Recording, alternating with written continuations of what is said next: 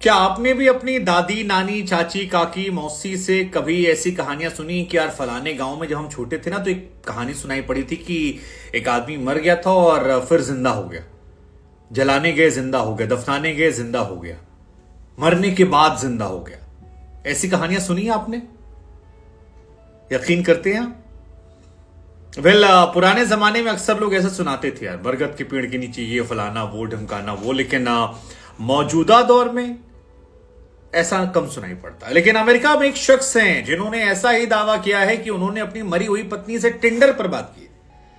अब टिंडर आप में से काफी लोग जानते होंगे, जो नए लड़के लड़कियां होंगे वो तो जानते होंगे, जो नहीं जानते हैं पुराने लोग हैं उन्हें समझ लीजिए कि क्या बताएं, एक ऐसी जगह है जहां पर, जिसे आप अड्डा कहते हैं, पुराने जमाने में कोठा कहते हैं, हाँ उसी का एलीट वर्जन, जहां पर आप जाकर अपने अपने शौक पूरे कर सकते हैं।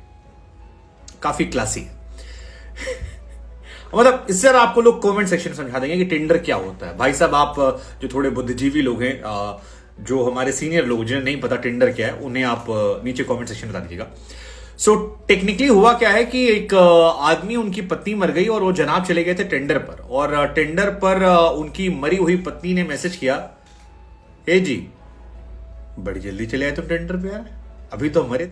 यूके में रहने वाले शख्स का नाम डेरेक है। वो कहते हैं कि यार मेरी पत्नी मुझे प्यार से डैडी बुलाया करती थी, और जब मुझे दोबारा डैडी बुलाया तो मैं हैरान हो गया, क्योंकि ये डैडी नाम जो है ये मुझे कोई और नहीं बुलाता था, ये सिर्फ और सिर्फ मेरी पत्नी बुलाती थी। और ऐसे में जब उनका मैसेज मेरे पास आया सो मेरे होश फाख्ता हो गए। मुझे लगा यार ये क्या था और कैसे हो गया, और क्या ये सच में है? मतलब मैं तो टेंडर पर गया था ताकि मैं जिंदगी को आगे देख सकूं, अपने जीवन के बचे हुए पलों को मैं जी सकूं, लेकिन जब मेरी बीवी को मैंने देखा और उसका मैसेज देखा कि बड़ी जल्दी आ गया सो मेरे होश फाख्ता हो गए। और उन्होंने ये पॉडकास्ट पर कहानी सुनाई जो फिलहाल सोशल मीडिया पर बहुत बहुत बहुत वायरल है। ये खबर वहां के अखबारों में छपी है। डेली मेल की रिपोर्ट के मुताबिक डेरेक नाम के शख्स जो हैं वो लंदन में रहते हैं, और पॉडकास्ट में उन्होंने खुलासा किया कि उनकी पत्नी एलिसन जो हैं वो 2 साल पहले इस दुनिया से रुखसत कर गई, उनकी डेथ हो गई।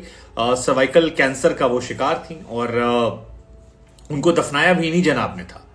ये भी कह रहे कि मैंने ही उनका फिनरल किया था, सब कुछ किया, और I was very emotional, heart broken. फिर कुछ समय बाद मैं टिंडर चलाने लगा, और टिंडर पर मैंने एक दिन अपनी वाइफ की प्रोफाइल देखी। सो मैं उस प्रोफाइल को देखकर हैरान था। मैंने कहा यार ये क्या था? एक तस्वीर थी जिसमें मुस्कुरा रही थी।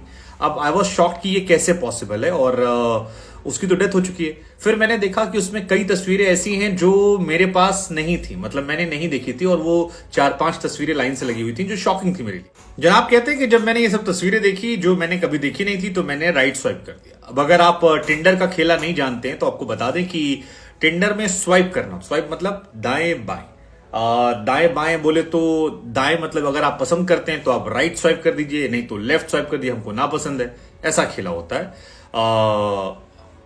देखिए कितने सारे लोग हैं जो यूज करते हैं, जो नहीं करते उन्हें आप बता सकते हो। हाँ, सो राइट स्वाइप इन्होंने कहा कि मैंने कर दिया, यानी कि मैं इस इंसान से जुड़ना चाहता हूं। जैसे आप फेसबुक पर फ्रेंड रिक्वेस्ट भेजते हैं, या इंस्टा पे फॉलो करते हैं, ट्विटर पे फॉलो करते हैं, वैसा कहानी है। उधर से फॉलो बैक अगर आता है तो फिर आप दोनों जुड़ जाते हैं, और फिर आप आपस में अपने भावनाओं को आदान प्रदान कर लेते हैं। वहां वो स्पेशली एक अलग माइंडसेट के लोगों के लिए होता है। सो टेक्निकली इन्होंने कहा कि मैंने राइट स्वाइप किया, और 2 दिन तक मैं सो नहीं पाया क्योंकि मेरी सांसें थमी थी। आई वॉज लाइक मेरी बीवी यहां क्या कर रही है, वो तो मर चुकी है, और मैं टेंडर पर उसका वेट करता रहा। शुरुआत में मुझे लगा कि शायद ये मजाक हो रहा है, मेरी पत्नी का किसी ने फर्जी अकाउंट बनाया, लेकिन फिर सुबह 3:30 बजे मेरी पत्नी के टिंडर अकाउंट से मैसेज आया, हे, और इसमें वही नाम का इस्तेमाल था, डेरी। आप ये कहते हैं कि मेरी फटके फ्लावर हो गई कि यार ये कैसे पॉसिबल है।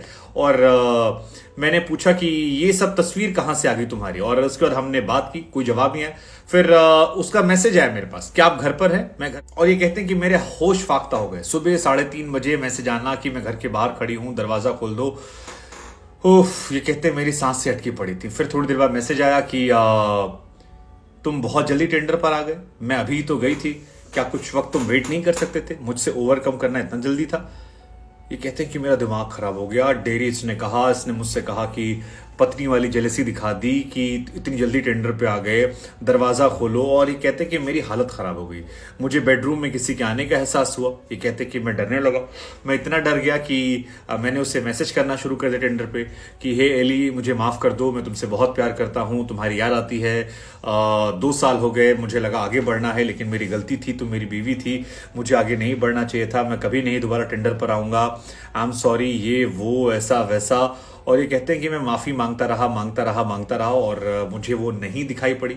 मैं दरवाज़ा खोला तब भी नहीं दिखाई पड़ी। मैं वापस लौट कर आया तो टिंडर प्रोफाइल जो थी वो अनमैच हो गई थी। अनमैच मतलब अगर आप किसी को अनमैच कर देते हैं कि आप फॉलो हटा देते हैं तो वो गायब होती है, वो आपको दिखाई नहीं पड़ती। तो ये कहते हैं मुझे आज तक नहीं पता क्या हुआ था। अब ये कहानी डरावनी है या इनका किसी ने खेल किया ये तो नहीं पता, लेकिन काफ़ी ट्रेंड हो रही है। और इसमें बीवी की जेलसी कि मरने के बाद बीवियां जो है साथ नहीं छोड़ती। दूसरा हो सकता है नहीं किसी फ्रेंड ने, वाइफ की फ्रेंड ने खेला हो, सॉरी वॉरी बोले तो अनमैच कर दिया हो, लेकिन कहानी दिलचस्प थी। इतनी जल्दी आ गई टेंडर पे।